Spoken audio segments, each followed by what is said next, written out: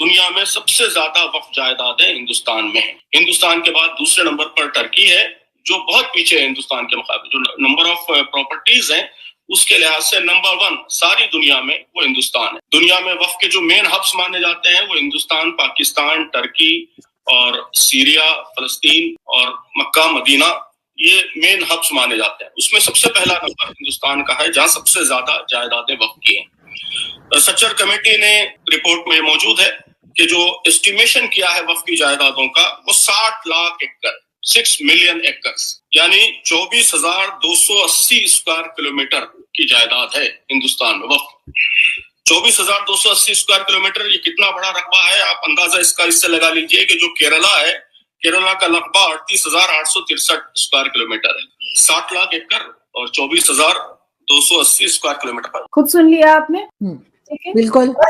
और ऐसे ऐसे इन्हीं के अंदर के लोगों से मैंने इनके बातचीत को बहुत सारा निकलवा लिया है और इनके अंदर के ही लोगों ने मुझे बहुत सारे डॉक्यूमेंट्स भी भेजे हैं मुझे, इनके अंदर के ही लोग, जिसमें ये पता चलता है कि ये हमारा इस्लाम 1450 साल पुराना है, सबको पता है। आप तो इस्लामिक देश पता है, हाँ जाहिर है, सबको मालूम है। तो फिर 1500 साल पुरानी मंदिर को ये बाबर का बनाया हुआ या अपने अब्बू जान का बनाया हुआ बोल करके वक्फ की प्रॉपर्टी में कैसे ले लेते हैं, जबकि इस्लाम ही है 1450 साल पुराना। तिरुचिरापल्ली में एक 1500 साल की पुरानी मंदिर है जिस पर वक्फ बोर्ड ने धावा बोल दिया और कहा कि ये हमारे मुसलमानों की जगह। Waqf board is a simple land mafia and nothing else. हम सबको पता है कि लियाकत अली जिन्ना और नेहरू और गांधी जी और ब्रिटिश के साथ कंबाइंडली बैठ करके वक्फ बोर्ड को बनाया गया था, जो मुसलमानों के सोशल वेलफेयर के लिए बनाया गया था।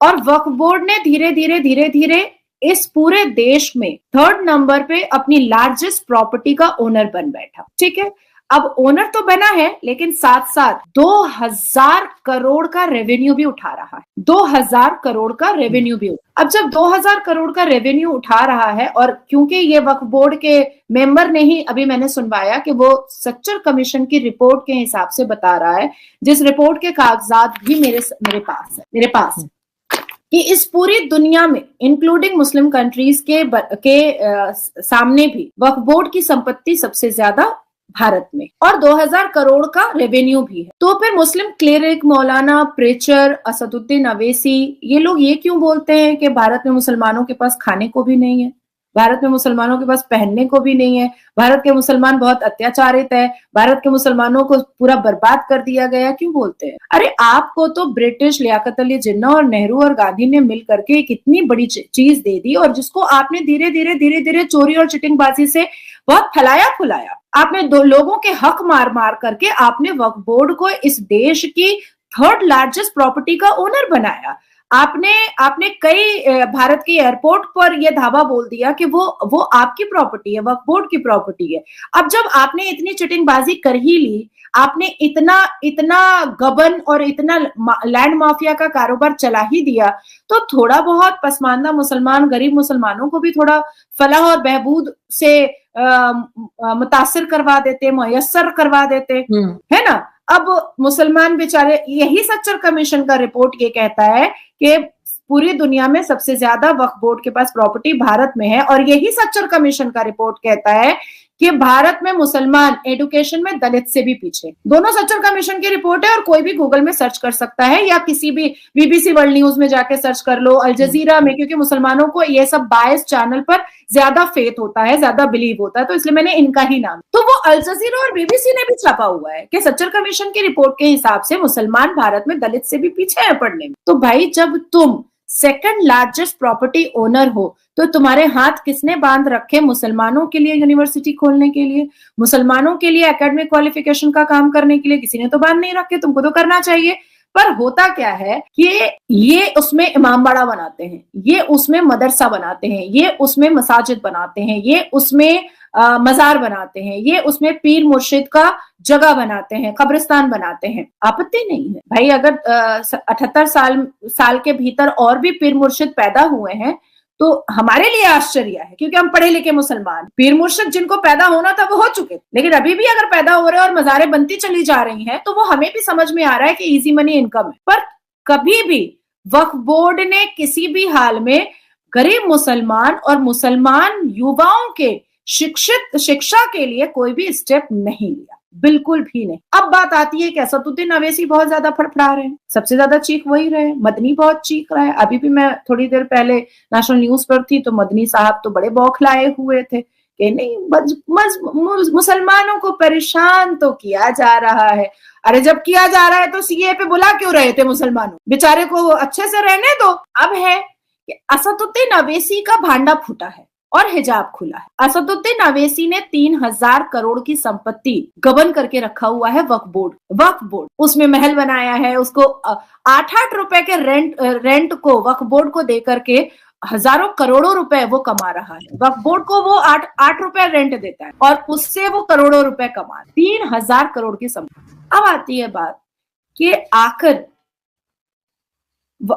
सेंट्रल गवर्नमेंट ने अगर वक्फ बोर्ड बिल लाया है तो उस वक्फ बोर्ड बिल को लोकतंत्र के मंदिर में पार्लियामेंट में पढ़ने के बाद सेंट्रल गवर्नमेंट ने खुद जेपीसी में भेज दिया, ज्वाइंट पार्लियामेंट्री कमेटी में भेज दिया, क्योंकि सेंट्रल गवर्नमेंट और मोदी जी के नेतृत्व में जो हमारे होम मिनिस्टर है, जो हमारे माइनॉरिटी मिनिस्टर है, किरण रिजिजू जी, दोनों ही ये नहीं चाहते थे कि विदाउट एनी डिस्कशन ये बिल पास हो जाए या ट्रांसपेरेंसी के साथ ये बिल पास ना हो। दोनों ही ये चाहते थे कि पूरी ट्रांसपेरेंसी के साथ ये बिल पास हो। अब आती है बात कि क्या वक्फ बोर्ड के जो रूल रेगुलेशंस है उसके हिसाब से सेंट्रल गवर्नमेंट ने इंटरवीन किया है या वक्फ बोर्ड एक्ट के बियॉन्ड जाकर के सेंट्रल गवर्नमेंट ने इंटरवीन किया है। यह भी एक बहुत बड़ा सवाल है जो लोग नहीं जानते हैं। तो मैं सबसे पहले आपको बता दूं कि हालांकि ये वक्फ बोर्ड एक्ट 1995 हमारे संविधान का, हमारे कानून का, हमारे लॉ का बिल्कुल भी पार्ट नहीं है, बिल्कुल भी पार्ट नहीं है। यहां तक के पार्लियामेंट के जो पीपल एक्ट का जो बुक आता है जो संविधान से जुड़ा हुआ है वो इसका भी पार्ट नहीं है, किसी भी हाल में पार्ट नहीं है। ये एक अलग से किताब है। लेकिन इस किताब में भी वक्फ board act 1995 section 12 page number 13 और चैप्टर 3 में अगर हम जाते हैं तो उसमें साफ लफ्जों में लिखा हुआ है, every rule made by central government under this chapter shall be laid as soon as may be after it is made before each house of parliament. तो सेंट्रल गवर्नमेंट इन्हीं के बनाए हुए, इन्हीं के, जो हमारे भारत देश के संविधान या कानून का कोई पार्ट नहीं है, ये वक्फ बोर्ड के मुल्ला मौलवियों ने ही बनाया है, इन्हीं के हिसाब से सेंट्रल गवर्नमेंट इंटरवीन कर सकता है। बिल्कुल, है ना। अब 2013 में भी वक्फ बोर्ड अमेंड हुआ था, पर क्योंकि उस वक्त कांग्रेस की सरकार थी इसलिए इनको प्रॉब्लम नहीं हुआ था, इसलिए इनको दिक्कत नहीं हुई थी। लेकिन मोदी जी के नेतृत्व में ये इंटरवीन हो रहा है सेंट्रल गवर्नमेंट का और इसमें अमेंडमेंट हो रहे हैं तो इनको दिक्कत आ गई है, इनको प्रॉब्लम आ गया है। अब क्या है कि बिल क्या बोल रहा है, बिल ये बोल रहा है कि आप अपना ट्रिब्यूनल रखे हैं, अपना कोर्ट रखे हैं, अपना जज रखे हैं, अपना वकील रखे हैं, अपना आपने मुफ्ती रखा हुआ है, अपना आपने मुतवल्ली रखा हुआ है और खुद ही आप लोगों को नोटिस भेजते हैं, खुद ही आप फैसला भी कर लेते हैं। तो इट्स बेटर कि एक डिस्ट्रिक्ट मजिस्ट्रेट आपके ऊपर हो जो सारी चीजों का इंक्वायरी करे, जब आप डबल चेक हो जाए।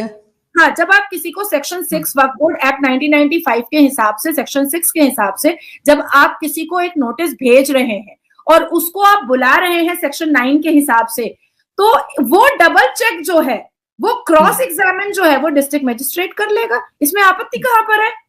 अच्छा, ऐसा कहीं नहीं होगा दुनिया में कि यही वक्फ बोर्ड ये भी बता रहा है कि जब हम किसी की जमीन हड़पेंगे, जब हम किसी की जमीन को अपना बोलेंगे तो उसके सर्वे का सारा पैसा जो है वो स्टेट की सरकार देगी, स्टेट की सरकार देगी। क्यों भैया? हाँ। एक तरफ तुमको सरकार का इंटरवेंशन नहीं चाहिए, दूसरी तरफ तुमको सरकार से पैसा भी चाहिए सर्वे करने के लिए, तीसरी तरफ तुम ना राज्य की सरकार को और ना केंद्र की सरकार को तुम कुछ डेटा और कुछ अकाउंटेबिलिटी देना चाहते हो। आखिर छुपा क्या रहे हो? छुपाना क्या चाह रहे हो? फोर्थ और वेरी इंपॉर्टेंट थिंग है, उसके बाद मैं आपका सवाल लूंगी, बहुत इंपॉर्टेंट है ये बात। मेरा कहना है कि जेपीसी में जब ये बिल गया और जेपीसी ज्वाइंट पार्लियामेंट्री कमेटी आपसे कह रहा है कि आप अपने सारे बातें लिखित रूप में हमें दे दीजिए, तो आपको डिटेल देने में दिक्कत कहां पर हो रही है? आपने जो प्रॉपर्टी रखी है, आपने कितने सोशल वेलफेयर किए हैं और आपने कितना सोशल वर्क किया है, आपने मुसलमानों को कितना रिफॉर्म किया है, आपने मुसलमानों को कितना एडुकेट किया है, आपने मुसलमानों युवाओं के लिए कितने कितने स्कीम्स निकाले हैं, आपने मुसलमान बच्चियों की कितनी शादियां कराई हैं, आपने मुसलमान बच्चों के लिए कितना एजुकेशन स्कॉलरशिप निकाला है, आपने कितने स्कूल बनाए हैं, कितने यूनिवर्सिटी बनाए हैं, कितने हॉस्पिटल बनाए हैं, कितने सरायखाने बनाए हैं, कितने आपने विडो हाउस बनाया है, कितना आपने ऑर्फन हाउस बनाया है, कितने एकेडमिक क्वालिफिकेशन के लिए आपने सेंटर खोले हैं, कितने कंप्यूटर सेंटर खोले हैं, कितने एमबीबीएस के लिए आपने कॉलेजेस खोले हैं, कितने एलएलबी के लिए आपने कॉलेजेस खोले हैं। दे दीजिए, बिल्कुल डिटेल्स दे दीजिए। राइट, प्रॉब्लम कहां पर है? नहीं, लेकिन दोस्तों, वक्फ बोर्ड का नाम सुनते ही मन में एक छवि उभरती है, एक संस्था जो मुस्लिम समुदाय के हितों के लिए बनी है और जिसके जिम्मे करोड़ों की संपत्तियों का प्रबंधन है। लेकिन इस सच्चाई के पीछे एक और असलियत छुपी हुई है जिसे बहुत कम लोग जानते हैं। क्या आप जानते हैं कि भारत में वक्फ बोर्ड के पास कितनी संपत्ति है? और क्या वक्फ बोर्ड अगर आपके नाम की संपत्ति पर अपना दावा करता है तो आप चुनौती भी नहीं दे सकते? वक्फ बोर्ड के पास भारत में लगभग 6 एकड़ से ज्यादा की भूमि है, जिसका मूल्य लगभग 1.2 लाख करोड़ रुपए से ज्यादा है। ये संपत्तियां दरगाहों, मस्जिदों, कब्रिस्तानों और अन्य धार्मिक एवं सामाजिक कार्यों के लिए है। लेकिन इन संपत्तियों का सही प्रबंधन कितना हो रहा है, ये सबसे बड़ा सवाल है। एक बहुत ही दिलचस्प और चौंकाने वाली बात यह है कि वक्फ बोर्ड किसी भी संपत्ति को वक्फ संपत्ति घोषित कर सकता है और इसे चुनौती देना लगभग असंभव हो जाता है। अगर कोई संपत्ति एक बार वक्फ बोर्ड की हो जाती है तो वो संपत्ति हमेशा के लिए वक्फ की मानी जाती है, वो चाहे किसी भी व्यक्ति की निजी संपत्ति क्यों ना हो। हैरान करने वाली बात यह है कि कई मामलों में लोगों की निजी संपत्तियों को वक्फ बोर्ड द्वारा वक्फ संपत्ति घोषित किया गया है और कानूनी दांवपेच इतने उलझे हुए हैं कि इसे चुनौती देना बेहद मुश्किल हो जाता है। वक्फ अधिनियम 1995 के अनुसार वक्फ संपत्तियों पर कोर्ट में चुनौती देना एक कठिन प्रक्रिया है। कई बार लोग इस बात से अनजान रहते हैं कि उनकी जमीन या संपत्ति पर वक्फ बोर्ड का अधिकार हो चुका है। यही कारण है कि वक्फ बोर्ड के इस तंत्र पर कई सवाल उठते हैं। क्या वक्फ बोर्ड को इतनी ताकत दी जानी सही थी जिसे वो किसी की भी संपत्ति पर कब्जा कर सके और साथ ही कानूनी रूप से उसे चुनौती देना लगभग नामुमकिन हो जाए? वक्फ बोर्ड की इस प्रक्रिया से जुड़े कई विवाद सामने आ चुके हैं। वक्फ संपत्तियों की अनियमितता, संपत्तियों का गबन और संपत्तियों को औने पौने दामों पर बेचने की घटनाओं ने इसे और ज्यादा विवादित बना दिया। लेकिन इसका हल क्या है? क्या इन संपत्तियों का सही तरह से इस्तेमाल हो रहा है या सिर्फ ये कुछ लोगों के निजी लाभ का जरिया बन चुकी हैं? दोस्तों, एक समय था जब वक्फ बोर्ड को समाज के कल्याण के लिए बनाया गया था, लेकिन आज ये संस्था उन विवादों से घिरी हुई है जिनकी सच्चाई जानना हर नागरिक का हक है। क्या ये संपत्तियां उस गरीब और जरूरतमंद इंसान के काम आ रही हैं जिसके लिए इसे बनाया गया था, या फिर ये एक ऐसी मूक संपत्ति बन गई है जिसे कुछ ताकतवर लोग अपने फायदे के लिए इस्तेमाल कर रहे हैं? तो दोस्तों, वक्फ बोर्ड की ये कड़वी सच्चाई हमें बताती है कि हमें और भी ज्यादा जागरूक होने की जरूरत है, क्योंकि अगर हम खुद अपनी संपत्तियों की सुरक्षा नहीं करेंगे तो हो सकता है कि किसी दिन हमें भी इस तंत्र का शिकार होना पड़े। वीडियो को लाइक करें, शेयर करें और चैनल पर अगर नए हैं तो चैनल को सब्सक्राइब जरूर करें। जय हिंद, जय भारत।